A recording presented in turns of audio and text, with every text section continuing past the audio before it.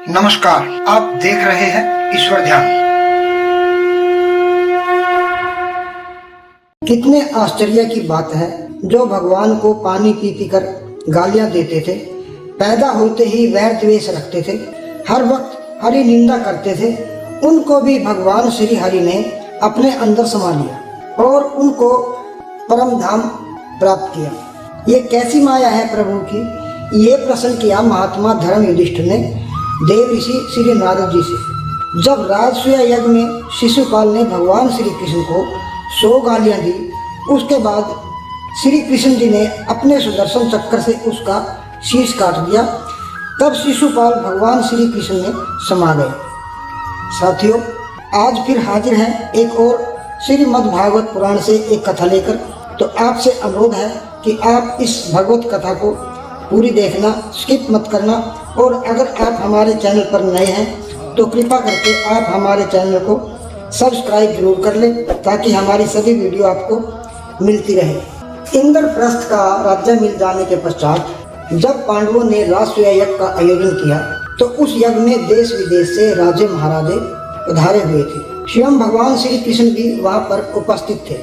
तभी वहाँ पर चेदिनरेश शिशुपाल पधारे, जो श्री कृष्ण जी की बुआ के पुत्र थे। शिशुपाल ने श्री कृष्ण जी को देखकर अहंकारवश भरी सभा में गाली बकना शुरू कर दिया, क्योंकि श्री कृष्ण जी ने अपनी बुआ को वचन दे रखा था कि मैं शिशुपाल की 100 गलतियों को माफ करूंगा, आगे नहीं। शिशुपाल गाली देते रहे और भगवान गिनते रहे।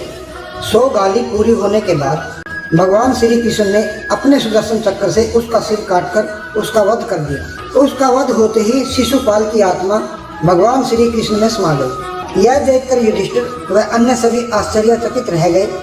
भरी सभा में युधिष्ठिर ने नारद जी से प्रश्न किया कि देव, ये तो बड़ी विचित्र बात है कि परम तत्व भगवान श्री कृष्ण में समा जाना तो बड़े बड़े अनन्य भक्तों के लिए भी दुर्लभ है। फिर भगवान से द्वेष करने वाले शिशुपाल को यह गति कैसे मिली? यह रहस्य हम सभी जानना चाहते हैं। यह दमघोष का लड़का पाप आत्मा शिशुपाल और दुर्बुद्धि दंतवक्र जब से पैदा हुए हैं, तब से ही भगवान श्री हरि से द्वेष करते हैं। अविनाशी परब्रह्म भगवान श्री कृष्ण को गाली देते रहे हैं, परंतु इसके फलस्वरूप ना तो इन्हें कोढ़ हुआ और ना ही इन्हें घोर अंधकार में नरक की प्राप्ति हुई, बल्कि जिन भगवान को प्राप्त करना अत्यंत कठिन है, उन्हीं में ये देखते देखते लीन हो गए। देव, आप सर्वज्ञ हैं, अतः आप इस अद्भुत घटना का रहस्य समझाइए। नारद जी यह प्रश्न सुनकर बहुत प्रसन्न हुए। उन्होंने युधिष्ठिर को संबोधित करके भरी सभा में सबको सुनाते हुए कहा कि युधिष्ठिर, निंदा, स्तुति, सत्कार और तिरस्कार इस शरीर के होते हैं। जब इस शरीर को ही अपना आत्मा मान लिया जाता है, तब मैं हूँ, मेरा है, ऐसा भाव बन जाता है। यही सारे भेदभाव का मूल है। इसी के कारण ताड़ना और दुर्वचनों से पीड़ा होती है। जिस शरीर में अभिमान हो जाता है कि यह मैं हूँ, उस शरीर के वध से ही प्राणियों का वध जान पड़ता है। किंतु भगवान में तो जीवों के समान ऐसा अभिमान है ही नहीं, क्योंकि वे सर्वात्मा है, अद्वितीय है। वे जो दूसरों को दंड देते हैं, वह भी उनके कल्याण के लिए ही है, क्रोधवश अथवा द्वेषवश नहीं।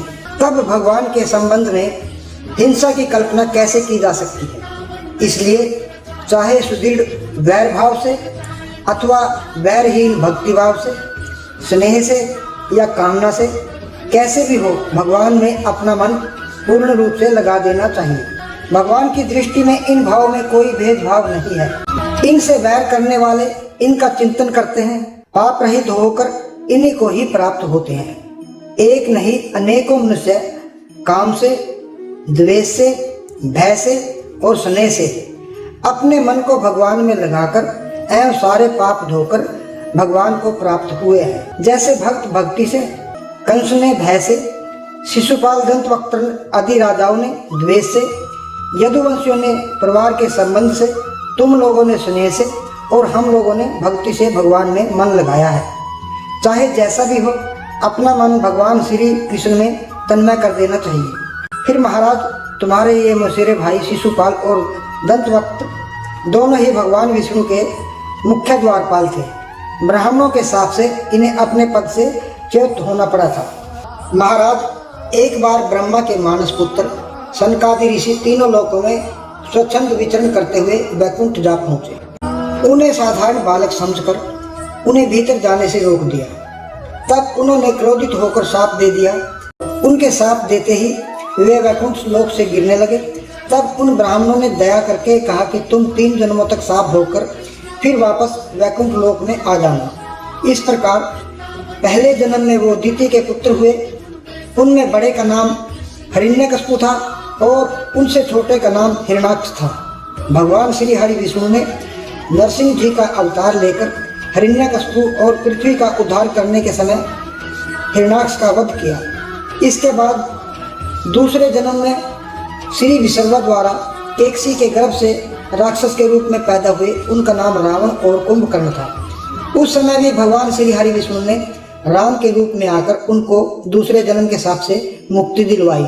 इसके बाद वे दोनों जय और विजय तीसरे जन्म में तुम्हारे मौसेरे भाई शिशुपाल और दंतवक्त्र हुए, जिनको श्री कृष्ण जी के सुदर्शन चक्र से तीसरे जन्म के शाप से मुक्ति प्राप्त हुई। वैर भाव के कारण ही वे निरंतर भगवान का चिंतन किया करते थे, जिनके कारण उन्हें श्री हरि का मोक्ष पद प्राप्त हुआ। तो साथियों, ये था श्रीमद् भागवत पुराण की एक कथा, जिससे हमें शिक्षा मिलती है कि हमें पूरे मन से भगवान का चिंतन करना चाहिए, चाहे वैर भाव में, चाहे प्रेम में अथवा डर से। हमें आधे अधूरे मन से कभी भी भगवान का ध्यान नहीं करना चाहिए। मिलते हैं ऐसी ही एक और वीडियो में। तब तक के लिए जय श्री राम, जय श्री कृष्ण, जय माता की।